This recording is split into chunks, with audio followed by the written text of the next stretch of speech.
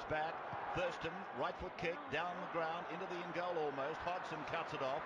Hodgson taken by Norton. He took him late. Marshall skips away. Marshall's still going.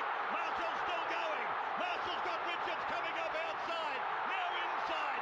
Richards pursued. He pushes Johnson away.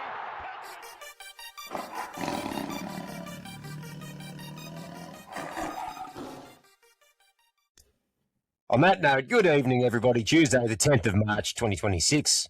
You're back for another episode of the Tiger Town podcast with your hosts, Zach and Toby. Zach at this end, Toby the other, brought to you, as always, by Best on Ground Digital. Best on Ground Digital, the digital marketing agency that looks after the little guy. They will not steer you wrong. Score in the corner with bestongrounddigital.com. That is my intro. Tobus, how are you, mate? How you doing? Mate, I was saying it before, I'm having sleepless nights. I really am. Because it's fucking... We're going to Leichhardt on Saturday. We are going to Leichhardt on Saturday. Mildly exciting. Mildly, yeah. It feels like I'm 18 years old about to go out in the piss again. Like that excitement. Most certainly does. Mate, Footy's back.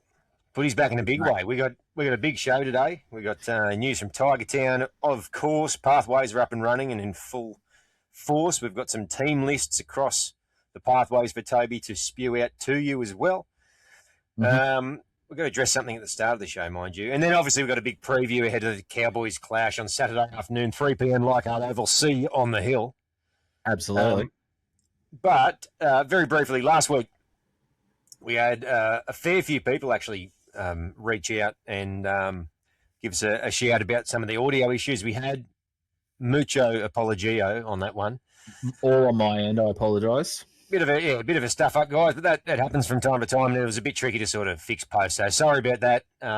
We've been blessed with a good run of late, mate. But the gremlins do creep in sometimes. So apologies for that. But regardless, so hopefully this week's better. I thought it was a good opportunity as well to throw out a couple of thanks as well to a few of the regular commenters we get, particularly on YouTube. I just wanted to give a bit of a shout out to a few people. And if I miss you, then my deepest apologies. Crazy Mantis is one who's always there or abouts. We got Gussie Harris as well, who's on there always supporting, putting his comments and whatnot in there. Mark Music is on there too. There's quite a few others as well that we often have a fair bit of interaction with. We've got Jamie as well, who tends to throw quite a bit of convo out there too. Guys, I just wanted to basically say that we're super thankful for a lot of that engagement, and we try to keep up with it as best we can. The YouTube stuff, for whatever reason, we struggle to sort of get to over the course of the week. So Toby and I were talking pre-show. We're going to make a bit of a commitment to try to get a bit better responding at the YouTube comments as well. We try to do what we can, but busy men, mate. So thank you to all those people. I know that there's a couple of key ones I missed. I know for a fact. So if you are a regular contributor to our little discussions and whatnot as well, keep it coming. We love it. And we're going to do our best to try to make sure we get a bit better at responding, particularly on the YouTube stuff, mate. At times, it's great to see those conversations going on and comments and bits and pieces. And I know that you've mentioned before you like reading that sort of stuff for sure. Oh, absolutely. And, you know, it's still, for me, it's still mind-boggling that people still interact with us because, we've been doing this for, I think this is our 5th year now. And we started off, you know, with probably just our mums and dads and brothers and sisters listening to it. That was all that was listening to it. Now we've reached... You're kidding, aren't you? Our fathers wouldn't listen to a West Tigers podcast. True. Please. Dragons and Eel diehards. Yeah, that's no true. Chance. Yeah. Well, maybe it was just us re-listening to our own stuff every time. But to reach what we have now is still mind-boggling. I still love reading all the comments, and you know, I really hope to catch up with a couple of fans and listeners on Saturday. So, yeah, more onto that if you're there. Like, obviously, we'll probably talk about it at the end of the show. But if you're out there, reach out to us on Instagram. That's probably the best way to do it. Yeah. And we'll try to catch up with you if you can. Come and say good day. I'm keen to have about 1,000 schooners that day. So hopefully I can have a couple with a few of you guys if you're I was about in to say, and what happened around. And last time you did that? what's that? Last time you did 1,000 schooners at Leichhardt, you don't remember the flight home. Yeah, that was against the Cowboys as well. But that's okay. We don't fly home Saturday night this time, Tobe. So we're going to be sweet. Oh yeah, absolutely. No. Yeah, so that'd be good. Yeah, give us a shout out, guys. Reach out and let us know if you want to have a beer or a catch up. Come say good day. Anyway, mate, big show. So we better bloody well hook into it. It must be time with a little segment we call News from Tiger Town.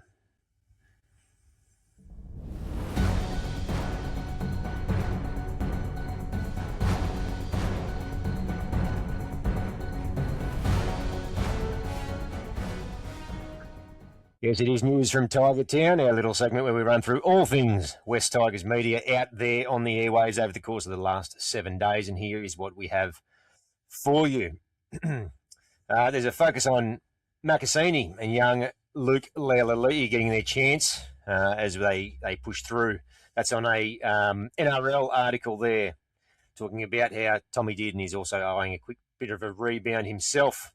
We've got Jerome Luai in another article on NRL.com where he's having a good old yarn about Hamasi coming into that centre role, replacing Stafford Toa. We'll talk a little bit more about that later in the show. And backing him to be a household name, Toby, within the year in his rookie season. What do you think?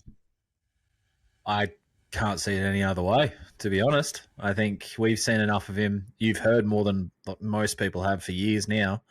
And I've seen enough of him to basically make him a mainstay already. And then, we'll probably talk a little bit more about it in this segment. But, for anyone that watched the documentary, or the first episode anyway, haven't got around to watching the second one yet. Mm-hmm. But the first one, he's a well-spoken kid. He's strong. He's fit. Funny. He's witty. Funny. Yep. So, I'd sign him up. I think, mate, to be honest, I think there was about a 8 or 9 second run down the flank at Leichhardt 3 weeks ago that pretty much made him a household name overnight. Who did he run over again? I can't remember. Just a four-time premiership winning Australian fullback Dylan Edwards. But anyway, I back him too, Romy. I reckon he's a fair chance. So you mentioned our episode 1. Episode 2 has been released this afternoon as of recording. I'm like, you haven't had a chance to. I'm going to settle down after the pod tonight and hook into that one. Me too. Mate, the first one, particularly impressive. Obviously very early on with a lot of the young lads and training trialists there, probably November type time frame. As you mentioned, they mic'd up and had a chat to Marcy at one point there, and obviously young Jared Haywood, mate, pretty impressed with Jared Haywood, his talk, the confidence, and just the way that he tends to be relatively articulate and careful about the types of things that he's saying. Yeah, no, exactly, and I definitely notice his talk, especially in the training segments and things like that. He's not the most senior player there, but he was definitely taking a lot of ownership and leadership, telling Hopi what to do, which was great. He's not afraid to tell these older guys where they need to be, how they need to act, things like that. So it's really promising signs from this kid. Captaining the flag side this week too. So yeah, it's a big moment for him, which is awesome. And he'll obviously play a bit of flag, and once Cup gets up and running, no doubt he'll be up around there with Tristan Hope too, in that sort of area. Yep, pushing for selection as he plies his trade, mate. I'll leave the pathway stuff there, but Jack Bird officially announced leaving. Obviously, that's been pretty well known for quite a while. I'd say probably weeks and weeks at this stage, but officially announced by the club on March 8th. Not the longest of, what would you say, statements around it. I don't know whether that speaks to a bit of ill will about the process, or if Jack only played 17 odd games for us, if that. So whether lack of contribution, I'm not sure. It seemed pretty short and sharp. I actually haven't read it, so I couldn't comment on it, but right. I'll take your word on it. Yeah. Right, as we keep on moving down, we've got, which I think was released this morning, someone trying to drum up yet another HBG story. long and short of it, and we're not going to sit on this at all. I'm going to get his name wrong. Andriacchio. I forget how they say it. Andriacchio. Tony. Anyway, former board. We'll just say Tones. Former board member. Why can't I say that? I know they're going to get after the show and go, "You peanut." This is how you pronounce it. And everyone's shouting at me through the screen. Anyway, wrote a letter demanding reinstatement, or he's pursuing legal action in the Supreme Court. Mate, I don't particularly want to give too much fuel to this, to be honest. Ripped the article off another website, so they didn't get a click out of me either. So I reckon we just collectively, maybe as a fan base, push this one to the side, pretend it doesn't exist, because they're just after the clicks. That's all they're after now. I mean, it's been, a good month, maybe even 6 weeks since you've seen a negative article about the Tigers. They're bound to be, down in terms of viewership, so they need to push it up somehow, but not giving it any substance behind it. Andriacchio. I'm not even going to attempt it. You're more articulate than I am. That's my final answer, Eddie. Lock it in. There was also, speaking of HPG, brief again, looking at a pay rise. Yes, saw that. Yeah, they're making them seeking, behind the Panthers. There you go. Yeah, seeking a pay rise for their positions. Good luck to you. Stay out of the headlines. You can have whatever you want. Yeah, fair. We mentioned last week that Terrell May had what they're calling an intimate image leak, of which he was a victim. It sort of happened around that cusp of the show last week, so we did mention it, but not a whole lot more information on that. He just made a basic comment saying that he feels violated and that he'll pursue legal action, or he'll go through the process. So we'll see what happens there. Starford Tower suffers minor injury, so there's not a whole lot that I've found on that this afternoon on exactly what it is, but obviously he's out of the team list that we'll talk about later. Mm-hmm. I know it's round one, and I know it's just probably a minor thing, but I don't think Starford has too many chances left. If he can't start showing that he's not made of glass, then unfortunately I think it's going to cost him his career. I've been saying that for the better part of 6 months now. Yeah. If not longer. It's just he's too much of a liability. And that's, and it's unfortunate for him because he was starting to hit some strides, and, probably 2 years ago we thought that, Jesus, we're going to start to see some things from him now. But he can't stay. He's like what Turbo was like 3 years ago. Frustrating. And even Manly got to the point where they sat down, they had conversations with them about whether it was they could find some sort of resolution or what the best course forward was, and that was with someone that was as big a superstar at the time or just previous to... Well, probably just won the Dally M, didn't he? Yeah, I can't remember, but it came post that, obviously. So, yeah, look, it does happen. The question I do raise, though, if we're going to be logically consistent, I would argue over the last couple of years, and this is from someone I adore, are we getting any more value out of Latu Fainu himself either? Yet, does he get called into as much criticism for it simply because of the fact that he's not yet in a position and he's young and sort of got a bit of, maybe a bit of good grace around injuries that way? Latu gets painted as unlucky. I think we get a bit frustrated when Star gets injured. I think it's probably just got more to do with the fact that I think Star debuted 7 years ago. Latu debuted 2 years ago. Yep. If Latu's doing the same thing in 7 years, yes. Yeah. But no, I think it's just about longevity and the fact that, Latu's body's still growing because he's 19, 20? Yeah. 19? Turning 20 this year. So his body's still growing. He's adapting. I think, Star's 25? Yeah. Probably fair to say he's grown into his body and he's still getting this. So that's my argument too. I think it was just worth mentioning. Time out, and making sure we're looking over everything with a fair lens. I'm right there with you. I think Latu's still growing into his body. He's still learning how to deal with the rigours of high impact footy, and he plays like pretty hard above his weight class. So as his body matures, we hope definitely needs to learn how to tackle properly. I think he tackles beautifully. No, I mean about knocking himself out. That part not so beautiful.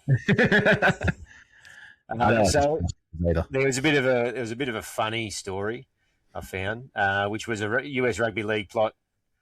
Where was it? Over Hamasi Makasini, Yeah, where the saw that one. US, what are they, the Tomahawks, Yeah. were hoping him to play for the States. So he must have a connection there. Yeah, I think he's way. American Samoa. Yeah, there you go. Okay, so that'd be interesting. I can't see it happening, but good on him for having a swing. Mate, as always, there's generally a story or two that we do miss. Any off the top of your head that I failed to mention? I don't know if we mentioned it last week because I can't remember, but obviously the Tigers are in talks to do Vegas next year. So that'll be interesting if that comes to fruition. It means we don't get the round one bye. Yeah, we've been rumoured. Have they actually said we're in talks to be part of it, have they? No, it was I think it was Triple M. Triple M came out and said that is happening. Okay. So again, that's a rumour or is that a statement? I don't know, but yeah. Okay. Yeah, well, again, worth mentioning. I have heard, and where there's smoke, there's fire. There's been a lot of talk about us for some reason of all teams in the last couple of weeks, especially around when Vegas was on. So, yeah, it looks like it's sort of lining up that way, doesn't it? It does, yeah. All righty then, mate. We're going to do something that we did last week, and we're going to parlay straight from where we were straight into your little segment. You ready to rock and roll there, son? Ready to rock and roll, champion. Toby's Weekly Pathways Roundup.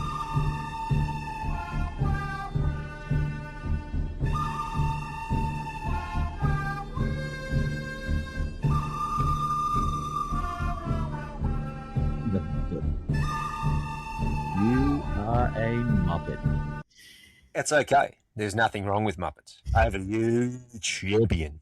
All right, so we're doing it a bit different this week because obviously New South Wales Cup and Flag kick off this week. So I'll also do a bit of a lineup there as well, but we'll kick off with the results. So if we go to SG Ball, the Tigers were beaten by the Storm at 34-20, but the Magpies got up over the Steelers 22-18. And we move on to Harold Matts.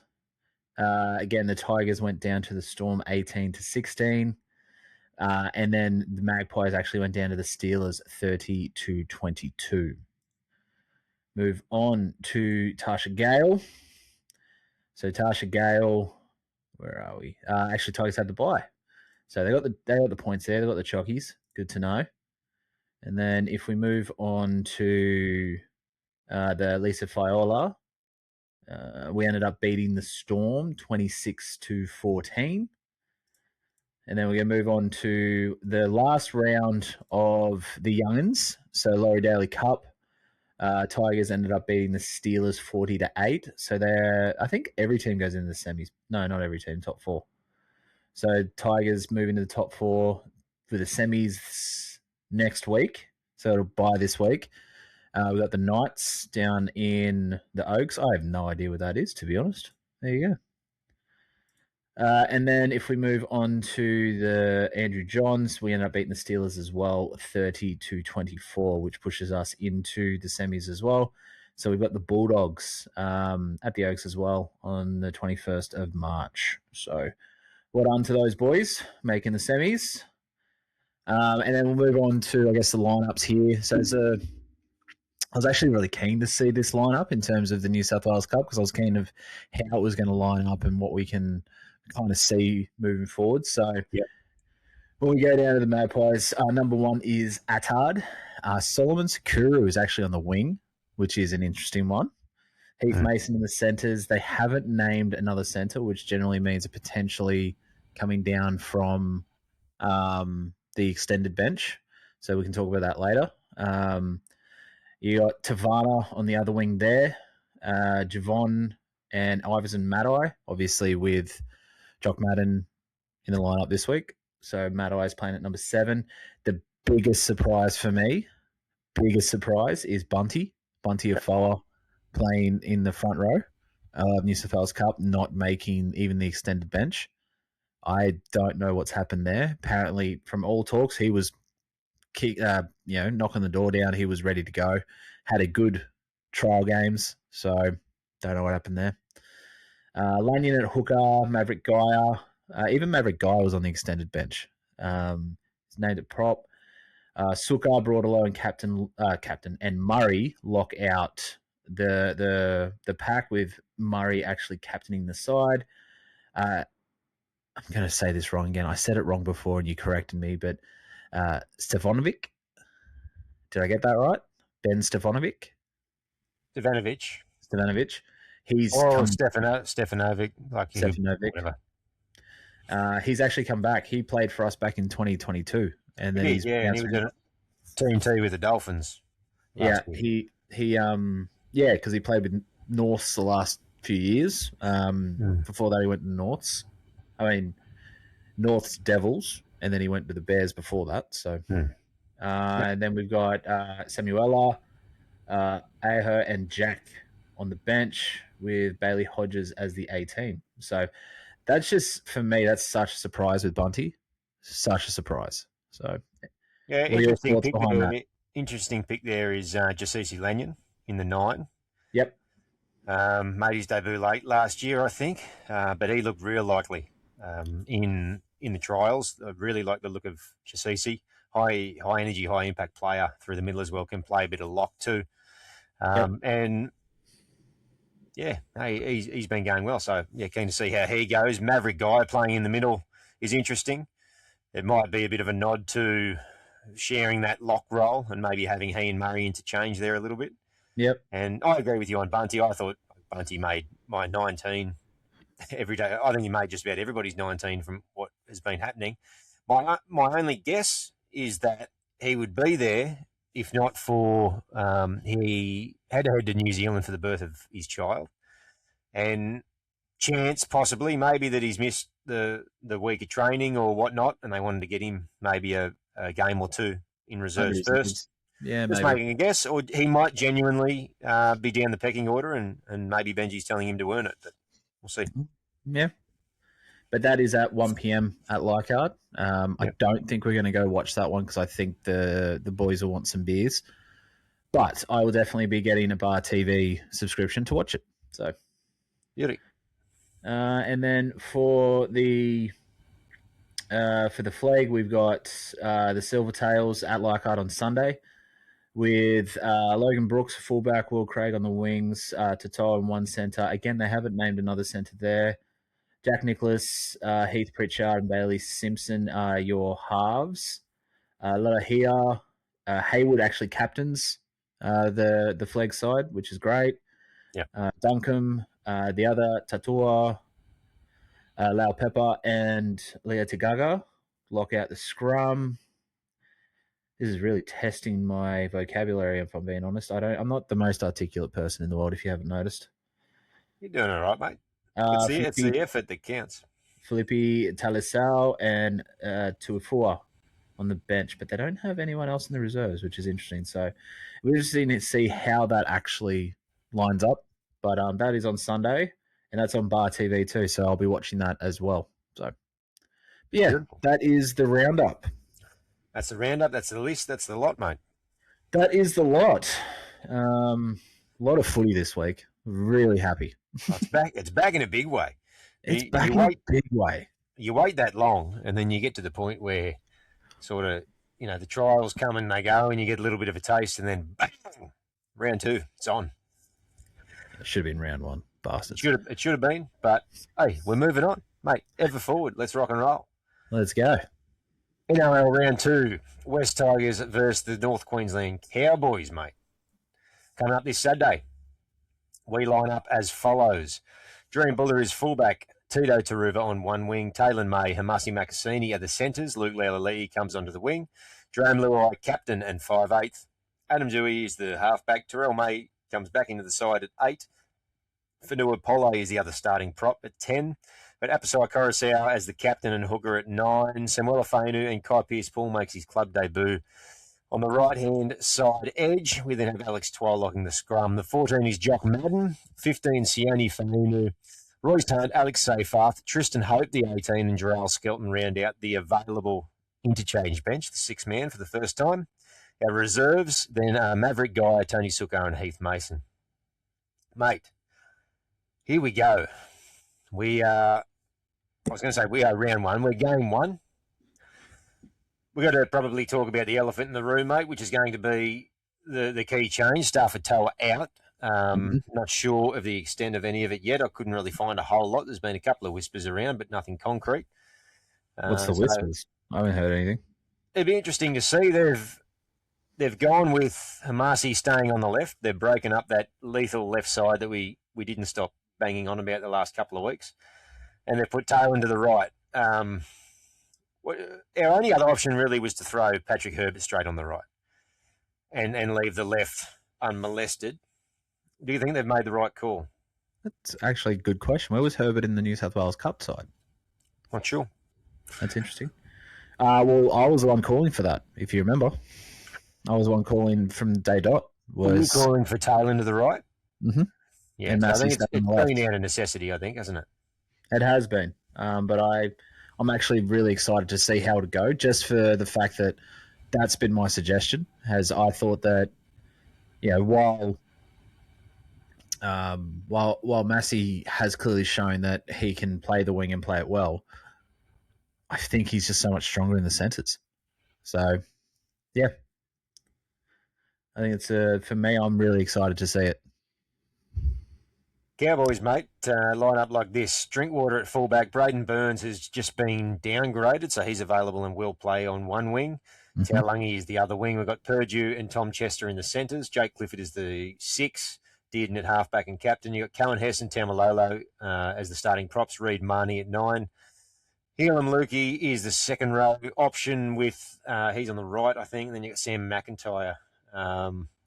He's filling in for Jeremiah Nenai. Ruben Cotter then is at lock. We've got Sonny Luke is there 14. Kai O'Donnell, Griffin Neame, Matthew Lodge, Liam Sutton, Ethan King. Scotty Drinkwater, mate, under a bit of a rib cartilage cloud. I say he plays. What do you think? If he plays, you expose that rib every chance you get. How do you do that? Fold the prick. You got to catch him first. High bombs, get him to take the ball in the air, hit him right in the ribs when he comes back down. Yeah, you certainly test it, don't you? Absolutely. Rib cartilage, I don't know if anyone on his listeners have done that. Yeah, putrid, it's mate. Painful as shit. Yeah, it's not good. It's not good at all. Yeah, it hurts to breathe. Let's talk about a few things that you're keen to see. Mate, Kai Pearce-Paul makes his debut on the right. He's overcome a calf problem. What's he going to bring to us? Just more threat, more than anything. I think that, we discussed it in the past, but when Seyfarth was in the back row, we had one lethal edge, but then one that was just a bit too predictable, or very predictable. He was a workhorse. There's no two ways about that, but he had there was no dynamic. He wasn't dynamic enough. He didn't he didn't question the defense enough in terms of, questioning, do I go forward? Do I go back? You just know that he's not going to really pass the ball, or he's not going to create a offload, or he's not going to run a really strong line. He's just going to tackle well, hit up, and that's it. With what KPP brings, we've seen his offloads. We've seen. I think the Knights actually didn't even use him well enough. I think he could have been a lot more threatening at the Knights, but he just adds that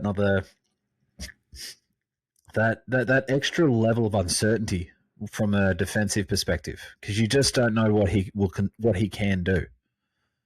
So he's certainly an extra threat there as well, isn't he? So when you're talking threats and you're shifting wide, you want options, and we've spoken about this before. The more options you got, the bigger the lottery. And then it's just about taking the right options and executing when you can. Because he's an offload threat as well, like you mentioned, big octopus, that second phase play is going to be pretty prolific out there. I just want to sort of use that word parlay again, parlay that back into what we were talking about before with the shift with Taylor going to the right.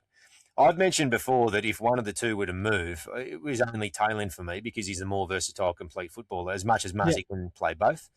He looks more adaptable to me, Taylor, and Marcy is a specialist left centre. Yeah, that's what I was mentioning, yep. Yeah. So I'm happy in that sense. I mentioned to you today, in a weird way, depending on how you want to view it, obviously the combinations being the combinations, Star was the first choice. He would have done the most reps in that position, all that sort of stuff. That aside, not arguing with the that one particularly, but I think that the possibility of almost strengthening the side across the board in some ways is something that you can't probably shy away from. In that, if you compare, say, Stafford Toa to Taylor May as strictly right centres, and I'm not talking peak Stafford Toa, I'm talking the condition that Stafford's in at the moment, and which we don't really know. He was okay in the trials, but how good was he? How is Taylor going to perform in a similar situation? Particularly defensively, I think we can cover centre positions defensively better probably than our attacking prowess. And if we've already got a more dangerous right side, then that's going to be helpful too. The danger obviously is, mate, the inexperience for one on that left side now, and particularly from a defensive standpoint, the fact that you do have generally, when Marcy was looking at playing on that left and did do with Taylor inside him, you had the experience of Taylor and Jerome and Sam Weller in many ways that were really assisting Marcy in some of his decision making. You've got a lot of good experience on the inside of you. When you look at putting Marcy at centres and then Luke Leoliti on the outside, as much as they've got a bit of a combination and they played a bit of school footy together from memory, mate, decision making in the centres, and he is a centre, Marcy obviously. There's just a lot on the line, and it's a big step up. And, mate, everything that's been thrown at the kid so far, he's handled it and then some and asked for more, please. So I'm backing him to have a great game. The concern I have, if there is a concern, is obviously going to be that inexperience around that. But back to my original point, are we somewhat strengthening the side across the board, given that Taylor is an upgrade in many ways on what Stafford has been giving us of late? It's just how much do we then lose on the left? Luke Leoliti, mate's been in great off-season form from what we've seen. He was good in the trials and knocking down the door over the summer. Yeah, look, I think that there is definitely that upgrade. Obviously, like you were mentioning, shifting, Tiny over to the right and, building that combination too with KPP. We never know. And the inexperience is definitely a concern from my perspective. But I was mentioning to you before the pod, one of the big concerns for me is actually how short both of our wingers are.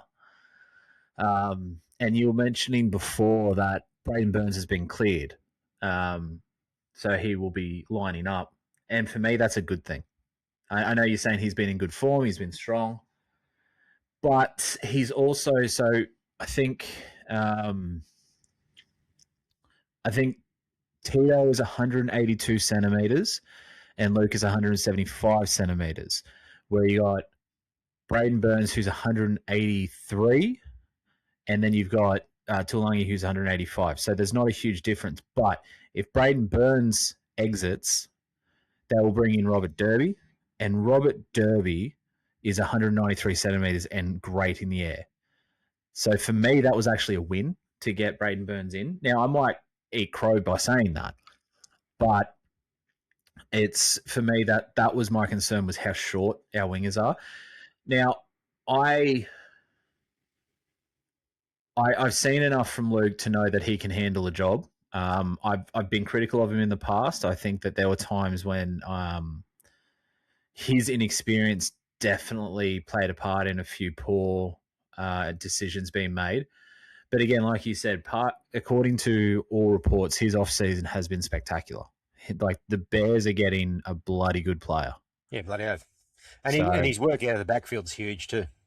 Yeah, and I noticed that a lot in the trials. He's never been scared to take the line on, but he seems now to be sprinting to the defensive line to close that gap as quickly as he possibly can, rather than just sort of taking up and then running and trying to break the thing. He's like, that's one of the things that I actually really love about Scotty Drinkwater is the fact that if he gets the ball on the run, he doesn't slow down. He tries to close that gap as quickly as he possibly can to get as many meters as he can.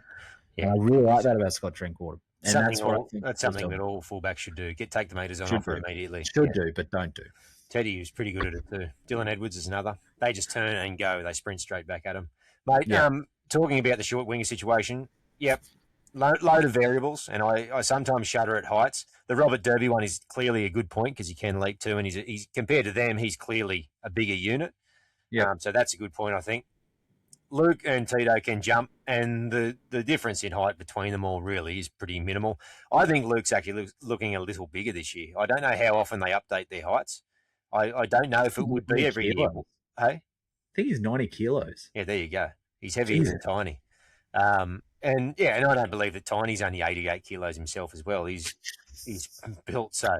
Now, but what I was going to say was there's no reason, I mentioned it pre-show, there's no reason they can't look at a quick combination where maybe they switch Marcy and Luke on the last, given that Luke has played some centre and Marcy obviously has played wing, given then he can have a fair leap and take some of those high balls too. You might see that happen. I've seen stranger things happen as well. So definitely something they could look at when defending their own line. Oh, absolutely. Not only defending their own line, that's also something that we can look at in attack is, just a quick switch to put an aerial threat. Because again, like I said, the size difference between both sets of wingers is not major. It's minimal at best. And so the size difference with Massey, on the other hand, I think what Massey is like 192 centimeters, something like that. Something like that.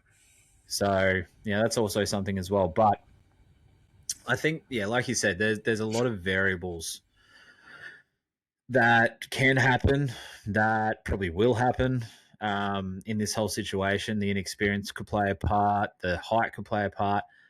But regardless, I'm still excited to see how they go. Yeah, for sure. Mate, speaking about height, if we look at attacking options, I was just having to think there then. We don't have the height in the wingers. You could do the switch that you were talking about. But if you've got your centres with a bit of height, we know that Dewey can leap with the best of them.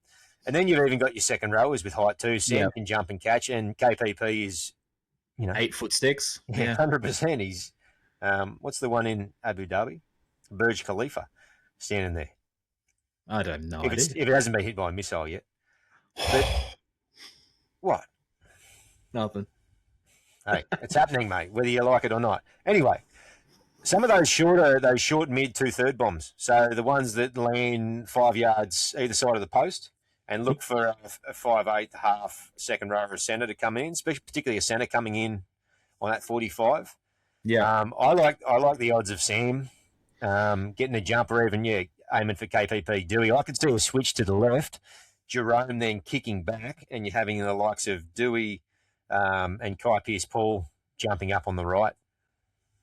Well, I mean, there's also that short towards the goalpost kick in terms of a high bomb or a mid bomb even. You love your Jock Madden mid bombs. Well, this is the scenario I'm talking about though. To try to take advantage of some of that there. You've got Sam McIntyre, who's a handy footballer, but he's not. You wouldn't say he's a specialist edge player. And here on Luke, he's got a bit of height himself. But if there's a taller second rower in the comp, it's Kai Pearce-Paul who he'll be marking up against. So. Yeah, exactly. And then if you also think about who's in the centres for them as well, who could potentially come and cover. Yes, Purdue I think has a lot of upside to him, but he hasn't had the greatest games either or in terms of trial form. And Tom Chester's, isn't he a half? I thought he was a half. I think he's versatile. I think he's played some 5'8", some fullback, I think, as well. Yeah. So there's some matchups there. So like when we talk about the strength of Tiny and having him out there and all that stuff, I think there's a really, like we talk about how good the left side was during the trial, well, especially the second try, not really the first one, but the second try, how like dangerous that was. I actually think it's going to be more the right side this time. I think with Tiny moving over on Taruva, KPP, but then you look at who's Chester with. Chester's with Tulagi, who's, origin winger, but he can get caught out himself. And then I think Clifford's on his side as well. So Yeah, and actually, you add Dewey to that side, which is the yeah, non-Dearden side essentially, and there's options there and there's and threats there, which is good. absolutely, and that's the thing. We've got Luai bouncing around on the left, trying to create things for Macca to go through, and then on the right you've got that powerful edge runners that'll just absolutely like butter it up if it happens. So I think the fact that there's danger on both sides, and that's something that I love Stafford Toa if he's fit and healthy, but he hasn't been fit and healthy for 6-12 months. We haven't had, since Tiny came into the squad, we've had one amazing centre and one centre who is good on his day. Now, it's probably fair to say that both centres, for the first time in God knows how long, we've got dangers, and it's hard to, from a defensive perspective, it would be hard to set up a defensive structure to really, bloody combat that. So yeah, I agree, and that's going off what I was saying before as well about how I'm not saying necessarily the side is stronger. I'm just saying you can see from certain perspectives how you might view it as such. Notwithstanding, obviously, the concerns about youth and the inexperience on that left that we were talking about earlier. Let's talk about a couple of, I don't want to say concerns, but a couple of interesting points, mate. I'm going to jump to one, and there's a few here. You can feel free to jump into a couple of yourself in a moment. Tristan Hope at 18. I like Obi and I like what he brings. I was thinking maybe left field about he might be picked there. Obviously, he's a hooker, so he's a specialist hooker there. They can maintain Jock as they need. My expectation was Jock to play some hooker and relieve some minutes in the middle, and then obviously jump into the halves. I think he's a perfect 14 for that, but he has to be playing hooker. Has Benji run with a half and a hooker separately, or possibly hear me out? Some of the energy that Hope brought on in the middle as a bit of an intensity spike. If we're behind the game or we need a game changer or we need a momentum shift, is it possible that Hope's there as a bit of an energizer bunny to say, go on for 15 minutes and just absolutely rip and tear through the middle and let's get some ascendancy back? Yeah, it's hard to not look at that scenario as well. Is he like the wild card? Is Benji already playing around with the six-man bench and going, in the event that we need something, where's my nitrous? And he's just a wild card, the high energy, high impact player that you throw in. It's like your joker in the deck, your right bower, something to sort of get you over the line. Yeah, look, it could be that. It could be the fact that he's playing that more of that utility role in terms of what we thought Charlie Murray might be if he gets selected on the bench. Because also, if you talk about high intensity, high impact, we've also got Skelton on there. Yeah, and Skelton there, he's obviously a lot faster. He's a lot stronger than Hopey. And if you need somebody to be a bit of a roamer as well, he might not be that linchpin that you need in terms of getting the ball to the half, to the outside or whatever, but he might be that give me that quick, hard bang right through the middle, bang right through the middle, bang right through the middle. And line speed and all that sort of stuff, pushing hard from marker, like a momentum swinger. An artificial momentum swinger. And it's hard also not to sort of consider Hopey for that, because I remember both trials, Hopey really, when he came on after always his second stint. His first stint, he could have improved, but the second stint he came on, it was his defense. He dislodged the ball, I think, 4 times or maybe 3 times in 2 games, just by rushing the line and hitting underneath that ball. He had impactful moments, and I'm just wondering, he might just be picked there as the hooker. So be it. But I wonder if there's one part of Benji that's thinking, hope he has the capacity to have a moment to turn a game. And if I'm looking around at my 18 and 19 who I have in the club to turn games, well, most of them are already in my starting 13. who else do I have around? Well, hope he showed us in the trials that he'll do that. He's somewhat versatile. He can play as a really small middle. He's 90 kg. No, it's not 57 kilos. You can do the job for short minutes in there. And he's obviously a hooker by trade. So, interesting selection. I don't know how or what Benji's thinking or how he's going to use him. That's just us chewing the fat over it, I guess. Is there anyone in there that you really disagree with? For me, mate, I would have found a space for Bunty. And probably at the expense of Tristan. But that's me. Everything else at the expense of Seyfarth. Okay. But who's again, the big difference between Seyfarth and I thought actually Bunty was chasing the game as the same thing that Seyfarth does. Seyfarth chases the game. For all the critics out there, and we're definitely one of them, in terms of him being really one-dimensional. He is the one that, if I put my life on the line and said, I need somebody to go out and make 50 tackles, I'd guarantee you he would try his hardest to do it. But Bunty was doing the same thing. So for me, that would have been my selection. But does it also come down to the fact that, Seyfarth, I don't know, is it loyalty? Who knows? I think Seyfarth's got a lot in his favour. I think his versatility helps. He's the next second rower, at least out of that bunch. Like, you're putting him there before you're putting Sione there. He's got more reps in the tank. He's probably a little bit better laterally than Sione, even though Sione can play it and can fill a role there. But I don't know if you remove Seyfarth and you put Bunty in, I don't know how much second row cover you've got.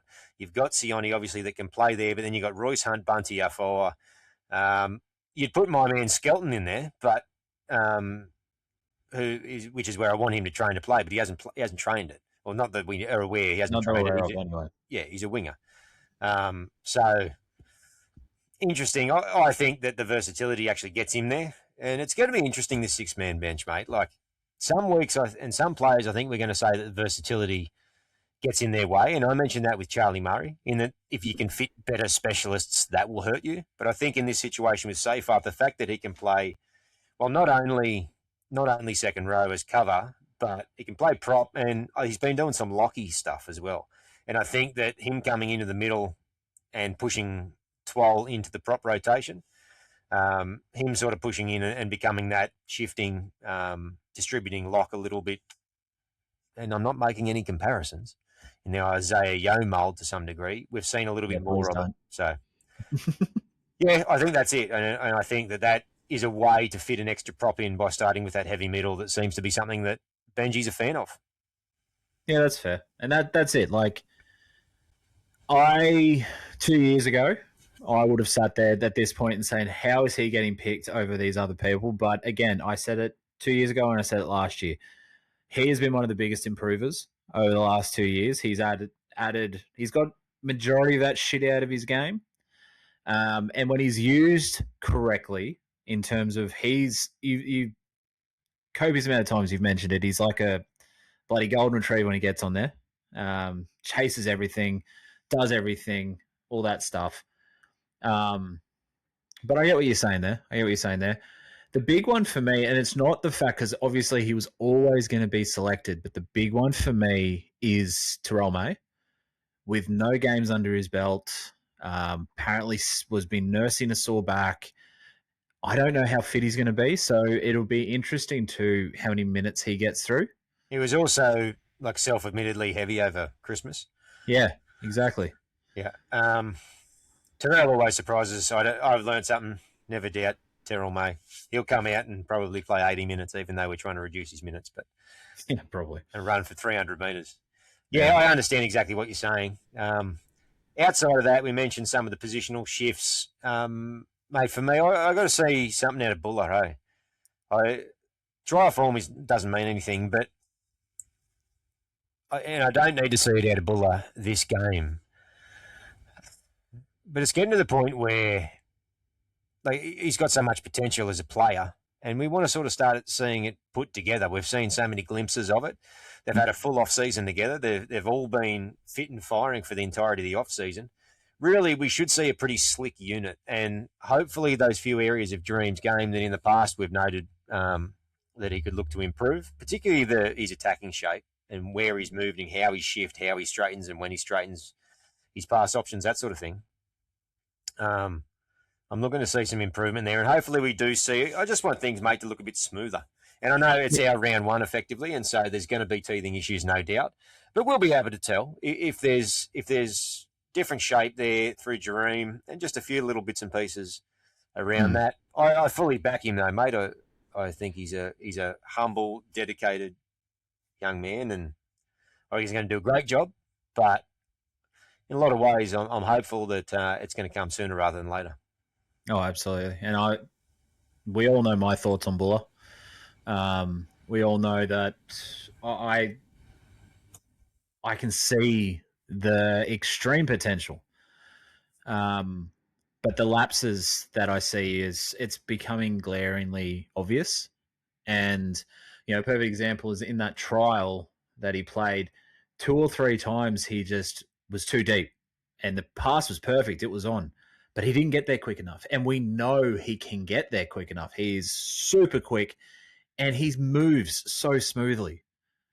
But again, does that come down to a lack of concentration? Does that come down to a lack of effort? I don't know. Does it come down to trial? Does it come down to trial form? Yeah, that too. Yeah.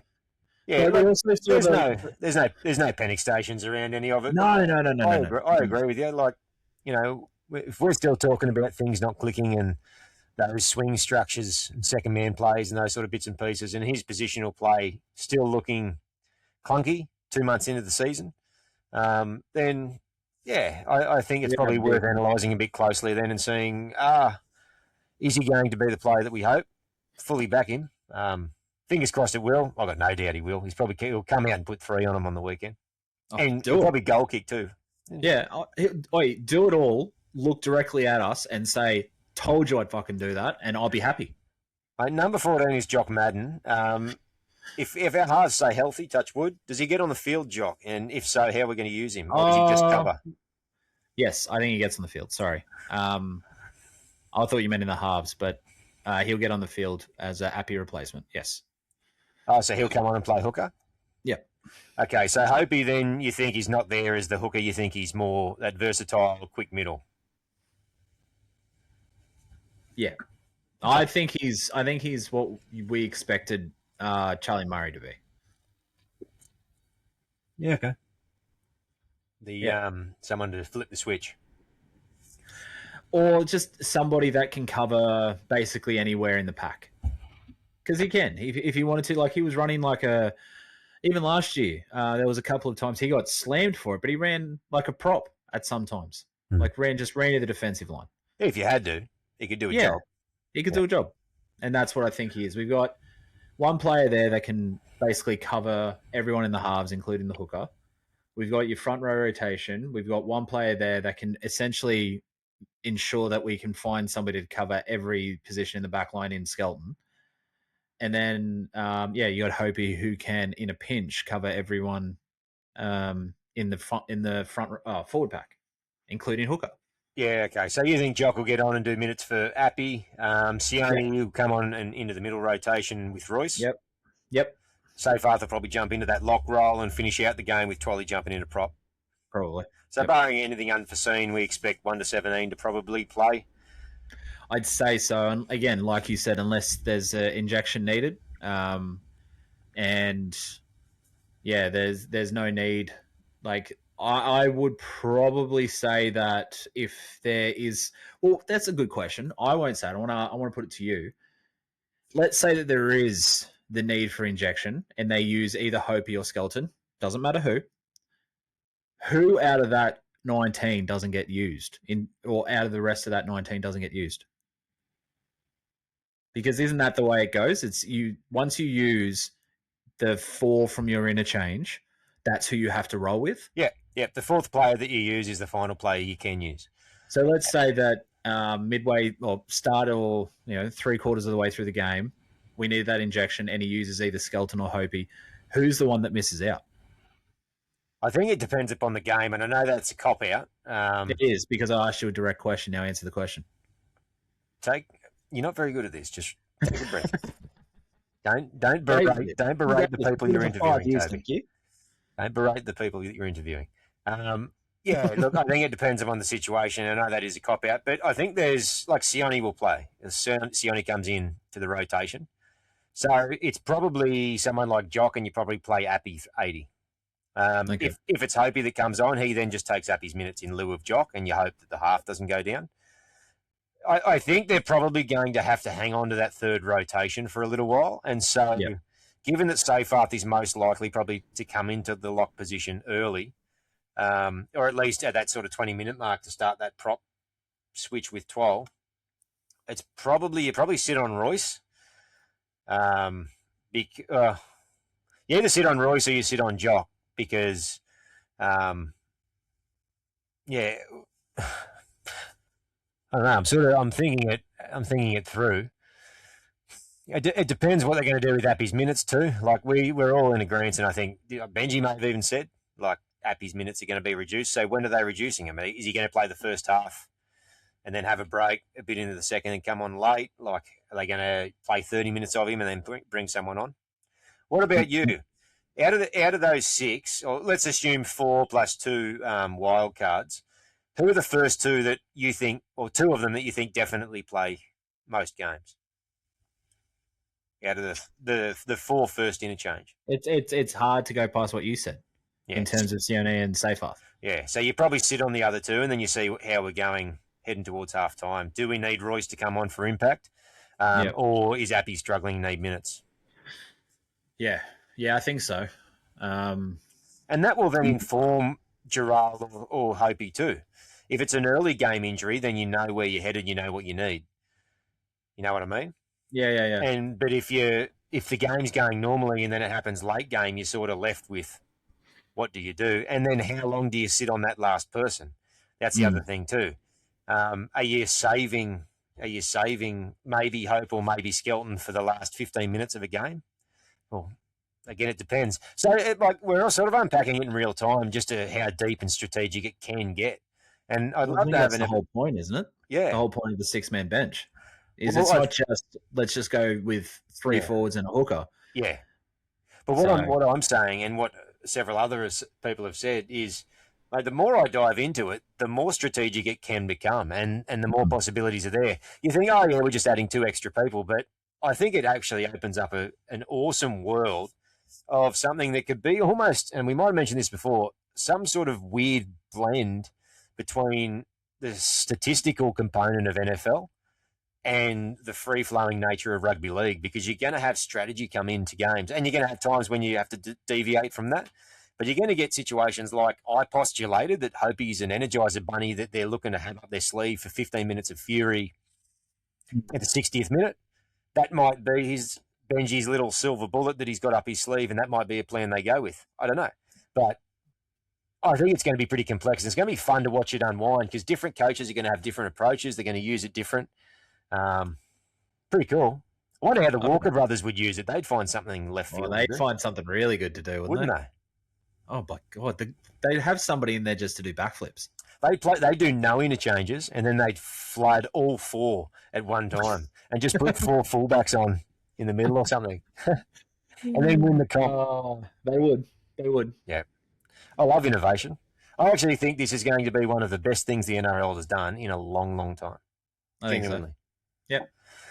Oh, mate, that's been a fun preview, I tell you. Don't expect them to be this long every week, folks, but who knows? We might get that excited.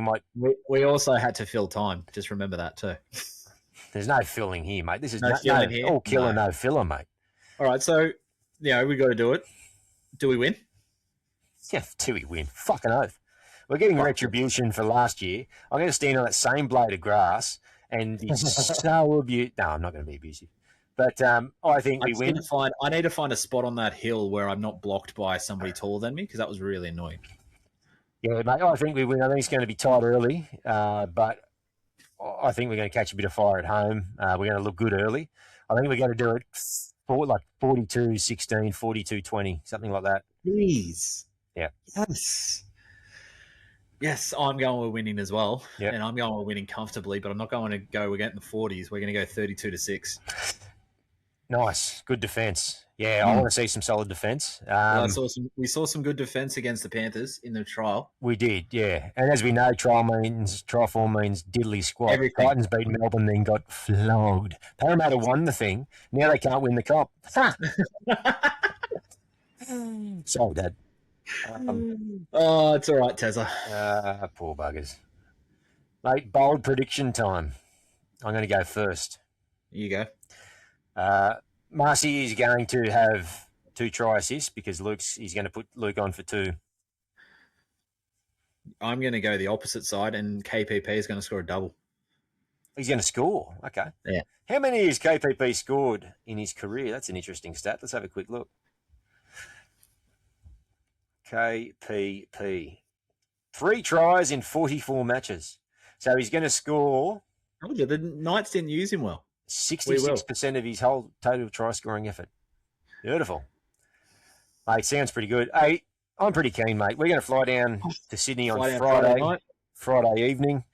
Let's go. And yeah, get ready for the game on Saturday afternoon. Looking forward to it. We're going to jump around to a few places, but find ourselves at the Orange Grove, hopefully for a couple of beers, mate, prior. Yep. If we can get in, if we can fit. Yeah. Place is going to be thumping. Always is. The OG bar. 100%. Mate, are you keen or what? Tigers run season starting. We're opening. Oh, I'm so keen. So keen. You don't look it. Remember a few weeks back we were talking about feeling it. We're not really feeling it. Well, yeah, mate, those days have passed. It's here. It's thick, isn't it? Oh my God, is it thick? The Tigers released like something on Instagram about the season ahead. It had Luai and Appy talking. I got goosebumps watching it. Let's go. They do this to us every year. Every fucking year. Every year. Mate, anything else you want to add about the game on the weekend other than see you there? Nah, just again, if you're there on the hill and you know about us, just message us and we'll see if we can catch up. 100%. No, I'd love to have 1,000 schooners with everyone. So if you came for a beer or not, come say good day. Right. All West Tigers media is good media in our eyes. West Tigers TV. Thanks, lads. That saved me a heap. Just that one. West Tigers TV. West Tigers podcast. West Tigers Faithful podcast. The Ambush on Facebook and westtigersforum.com. Get on over and follow all of them because a rising tide raises all ships. We support our community, our content creating community. We support them and they support us. Thank you. Thanks to our sponsor, Best On Ground Digital. Best On Ground Digital, the digital marketing agency that looks after the little guy. Kick it over the black dot with Best On Ground Digital. They'll sort you right out. Don't worry about that. Mate, what do we got? T-minus, who cares? Couple of days? Couple of days. We'll be on a plane. Yeah, I can't focus on work the next couple of days. Please. Work? No. What's that? What's that? We've got a game to attend. Yeah. I think we're out of words. I'm too excited. Absolutely. I'm so excited. Then see you there at Leichhardt on Saturday and go the mighty West Tigers. Up the West Tigers.